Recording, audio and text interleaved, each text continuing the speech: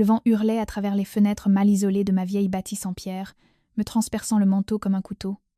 Il faisait -20 dehors, mais à l'intérieur, le froid était pire. Je me tenais au milieu de ce qui devait être mon salon. Pendant 5 ans, j'avais économisé chaque centime, sauté chaque vacances et travaillé 14 heures par jour pour acheter cette coquille vide. C'était censé être un chantier, plein de promesses de plâtre neuf et de peinture fraîche. Au lieu de ça, c'était une scène de crime. L'espace était désossé. Pas juste vide, désossé. Les câbles en cuivre arrachés des murs. Mes outils disparus. Même les luminaires avaient été dévissés. Mais la vraie dévastation n'était pas physique.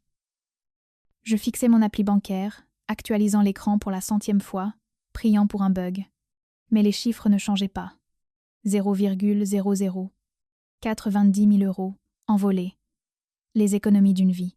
Le budget des travaux, les frais de scolarité de ma fille de 10 ans, Juliette, tout avait disparu dans le néant. Et ma sœur, Chloé, aussi. J'ai essayé de l'appeler encore une fois. Messagerie directe. Le silence était assourdissant, plus fort que le vent. Je me suis effondrée sur le sol poussiéreux, mes jambes me lâchant enfin. La trahison n'était pas seulement financière, elle était structurelle. J'avais construit toute ma vie autour de sa protection, autour du fait d'être la forte, celle qui pourvoit aux besoins, et elle avait attaqué les fondations à la masse. Je n'arrivais plus à respirer. J'avais l'impression que le poids de la maison m'écrasait la poitrine. J'étais paralysée, pas par la peur, mais par la réalité pure et impossible de la chose. Comment se relever quand la personne que vous aimez le plus réduit votre vie en cendres? Puis, la porte d'entrée a grincé.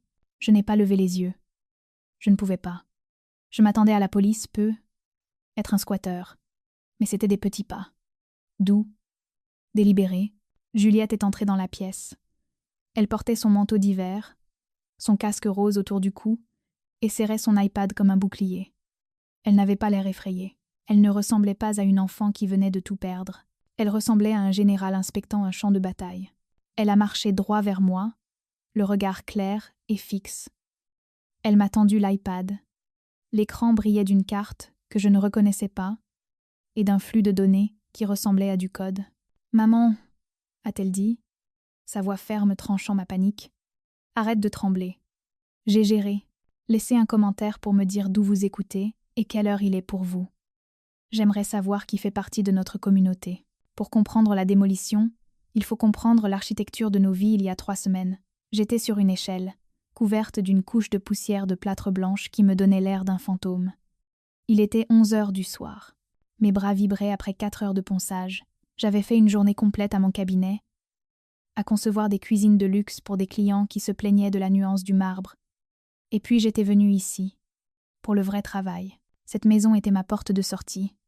Chaque mur que je lissais, chaque latte de parquet que je rénovais était une brique dans le mur entre ma fille et la pauvreté. Ma sœur, Chloé, était allongée sur le canapé couvert de plastique à 3 mètres de là. Elle faisait défiler son téléphone. Impeccable. Sa manucure accrochant la lumière. J'avais payé pour cette manucure, tout comme j'avais payé pour le téléphone, le forfait data et les barquettes de plats à emporter éparpillées autour d'elle. « Tu peux arrêter avec le ponçage » a-t-elle demandé sans lever les yeux. « Le bruit me donne la migraine. Et cette poussière va ruiner mon brushing. » J'ai fait une pause, la ponceuse bourdonnant dans ma main. « On doit finir la chambre principale avant vendredi, Chloé. Sinon, l'estimation sera repoussée. »« On » a-t-elle ri, un son sec et cassant. « Je ne suis pas ouvrière, Hélène. Je suis curatrice. Mon truc, c'est plus. Les finitions. Toi, t'es la bête de somme. C'est ton truc. Tu aimes trimer. Ça te fait te sentir supérieure. » Elle n'a pas proposé d'aider. Elle n'a pas proposé de débarrasser le dîner que j'avais cuisiné pour elle 1 heure plus tôt. Elle existait simplement dans l'espace que je créais, consommant l'oxygène et les ressources, comme si c'était son droit de naissance. Elle regardait ma vie, les journées de 14 heures, le budget serré, l'épuisement, et elle ne voyait pas de discipline. Elle voyait un manque d'imagination. Pour Chloé, ma stabilité n'était pas un accomplissement.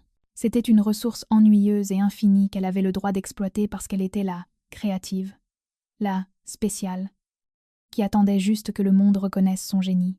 J'ai rallumé la ponceuse. C'était plus facile de la noyer sous le bruit que d'affronter la réalité. Je construisais un château pour une reine qui méprisait le maçon.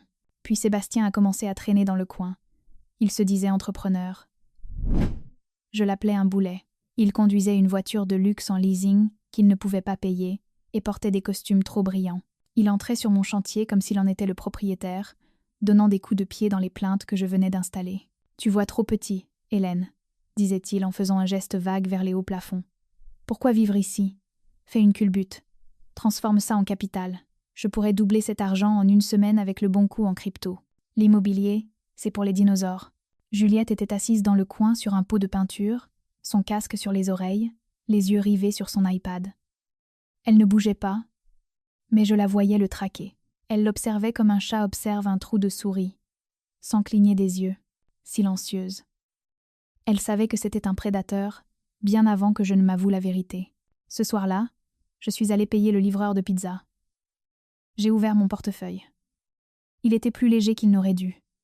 Je savais que j'avais 2 billets de 20 € dedans. Maintenant, il était vide. J'ai regardé Chloé. Elle riait à quelque chose que Sébastien chuchotait, les yeux brillants et maniaques, et j'ai fait la chose qui m'a détruite. J'ai refermé le portefeuille. Je ne lui ai rien demandé. Je n'ai pas crié. Je ne les ai pas mis dehors. J'ai rationalisé. Je me suis dit que ce n'était que 40 €. Je me suis dit que j'avais être dépensé l'argent et oublié. Mais c'était un mensonge. Je savais qu'elle l'avait pris. Je savais qu'elle me volait par petits incréments gérables. Mais voici la vérité sur les gens comme moi. Les donneurs, les réparateurs. Nous choisissons l'aveuglement, parce que si j'admettais qu'elle avait volé 40 €, je devais admettre qu'elle était une voleuse. Si elle était une voleuse, je ne pouvais pas la laisser dormir sous le même toit que ma fille. Si je la mettais dehors, je serais la méchante qui abandonne sa sœur en difficulté au milieu d'un hiver glacial. Je briserais la famille. Alors j'ai payé les 40 €. C'était une taxe, un abonnement au fantasme, que j'avais encore une sœur qui m'aimait. Je pensais acheter la paix. Je ne réalisais pas que je finançais ma propre destruction. Je pensais payer pour le silence. Je payais en fait pour une place au premier rang de la fin de ma vie. L'email est arrivé un mardi matin. C'était une invitation à intervenir au sommet national du design à Paris. Ce n'était pas juste un petit boulot. C'était la chance de ma carrière, celle pour laquelle je travaillais depuis 10 ans. C'était la différence entre survivre et une vraie sécurité. Je me tenais dans la cuisine, le téléphone à la main, fixant le calendrier. 3 jours. Je devais partir 3 jours. Sébastien était sur le canapé, regardant la télé. Chloé se peignait les ongles à table. Je les ai regardés, et mon estomac s'est noué. Les laisser seuls chez moi, c'était comme laisser un renard dans le poulailler. « J'ai besoin que vous alliez à l'hôtel », ai-je dit. « Je payerai, mais je ne peux avoir personne ici pendant mon absence. L'assurance, la responsabilité, c'était un mensonge faible. » Et Chloé a senti le sang immédiatement. Elle ne s'est pas mise en colère. Elle a joué la blessée. Elle m'a regardée avec ses grands yeux larmoyants qui la sortaient du pétrin depuis ses 6 ans. « Tu fais confiance à des inconnus avec tes plans, Hélène », a-t-elle dit, la voix tremblante. « Tu fais confiance à des entrepreneurs rencontrés hier, mais tu ne fais pas confiance à ta propre sœur, à ton propre sang. J'essaie de t'aider. Je voulais te faire la surprise de peindre la chambre d'enfant pendant ton absence. Et tu me traites comme une criminelle. La culpabilité m'a frappée comme un coup physique. C'était la vieille programmation. Protéger Chloé. Ne pas être méchante avec Chloé. J'ai regardé Juliette, qui nous observait depuis le couloir. J'aurais dû écouter le silence dans la pièce. Au lieu de ça, j'ai écouté la culpabilité. « D'accord, » ai-je dit. « Juste. Ne touchez à rien. » Je lui ai tendu les clés. Je ne le savais pas alors, mais je lui tendais le détonateur. 2 jours plus tard, j'étais dans une salle de bal à Paris, dopée à l'adrénaline. La présentation s'était parfaitement passée. Je suis allée au stand des fournisseurs pour payer le dîner de célébration que j'avais promis à mon équipe. J'ai passé ma carte. Refusé. J'ai souri au serveur. Ça doit être une erreur de puce. Réessayer.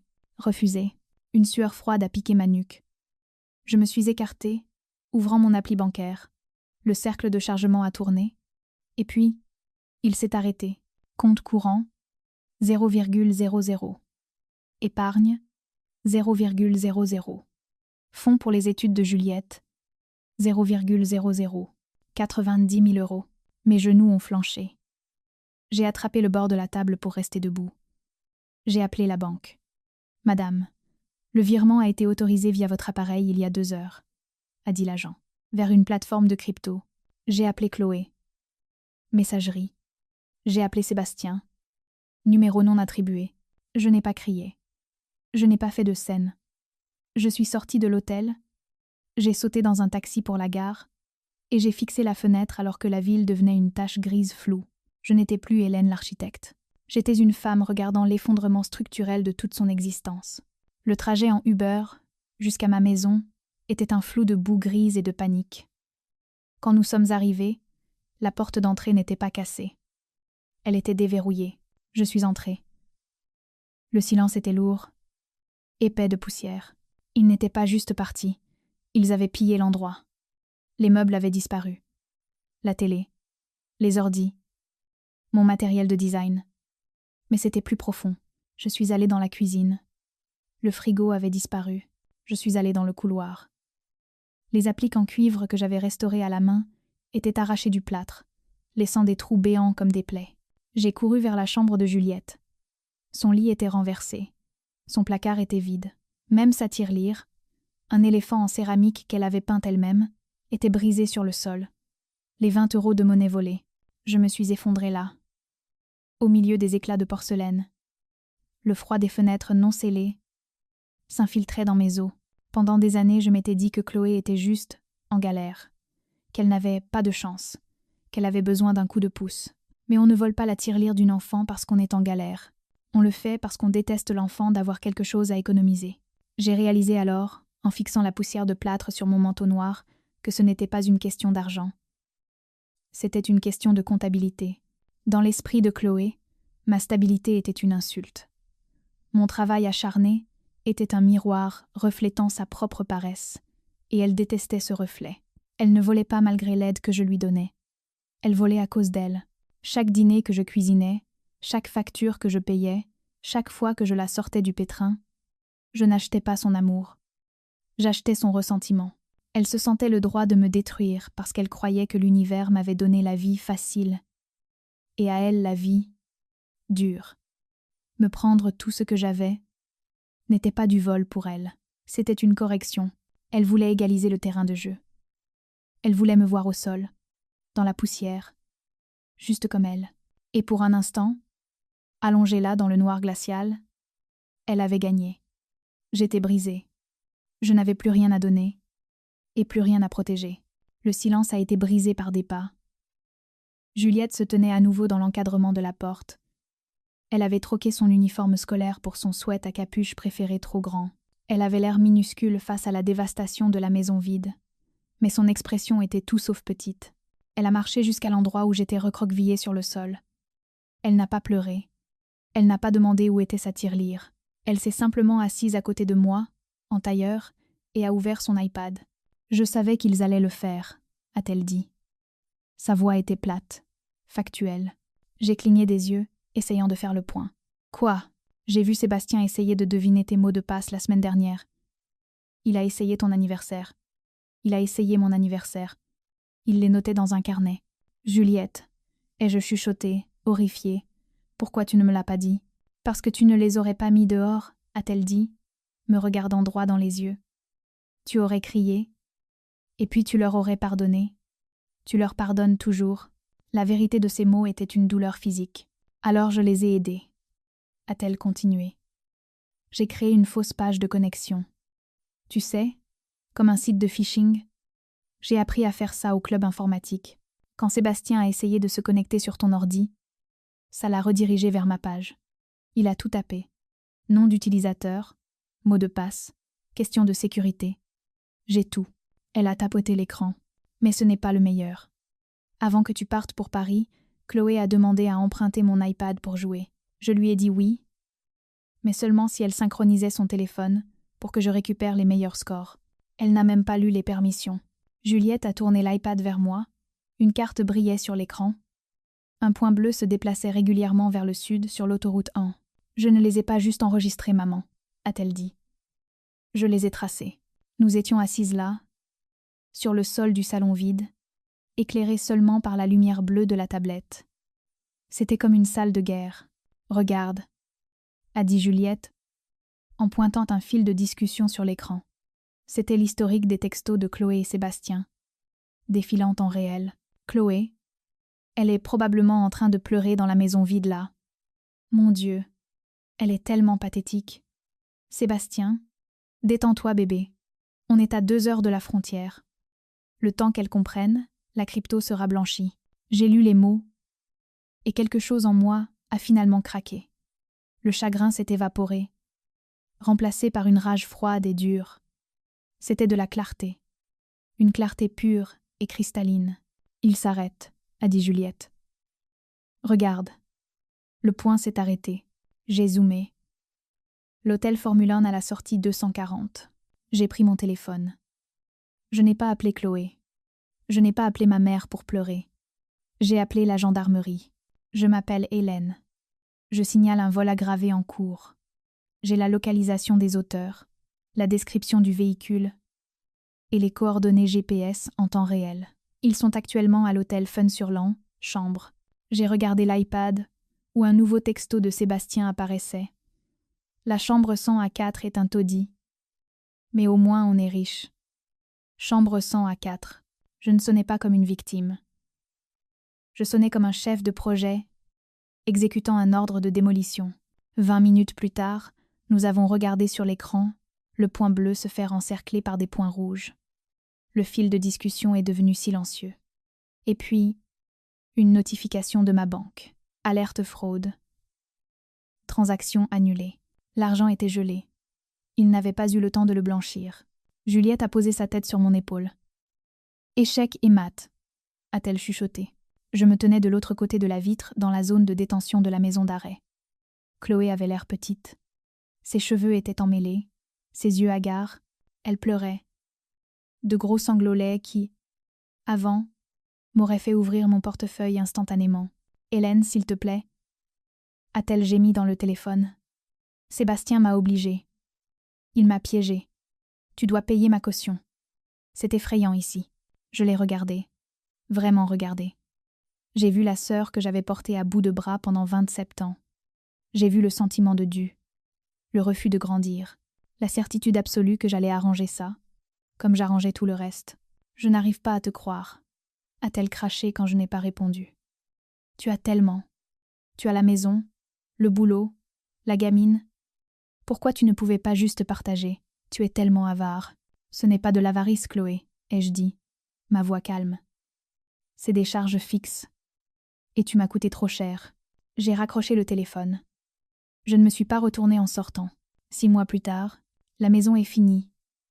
La lumière du soleil traverse les fenêtres d'époque restaurées, réchauffant le parquet en chêne que j'ai poncé à la main. Juliette est dans le coin, en train de peindre les plaintes. Elle a l'air heureuse. Elle a l'air en sécurité. Mais parfois, quand elle pense que je ne regarde pas, je vois une ombre passer sur son visage. Une vigilance qui ne devrait pas appartenir à une enfant de 10 ans. On a gagné. On a la maison. On a récupéré l'argent. Mais la victoire est douce amère. Parce que le prix de ma sécurité n'était pas juste un travail acharné, c'était l'innocence de ma fille. Elle a dû devenir cynique pour nous sauver. Elle a dû apprendre que les gens qui sont censés vous aimer sont ceux contre qui vous devez construire des pare-feux. Je m'approche et je la serre dans mes bras, plus fort que d'habitude. Nous avons construit cette maison sur la vérité. C'est une fondation solide, mais mon Dieu, j'aurais aimé pouvoir la construire sur quelque chose de plus doux. Si cette histoire a résonné en vous, si vous avez déjà dû être celui ou celle qui reste fort quand vous étiez brisé de l'intérieur, partagez cette vidéo. Rappelons au monde que parfois, les plus petits gardiens projettent les plus grandes ombres.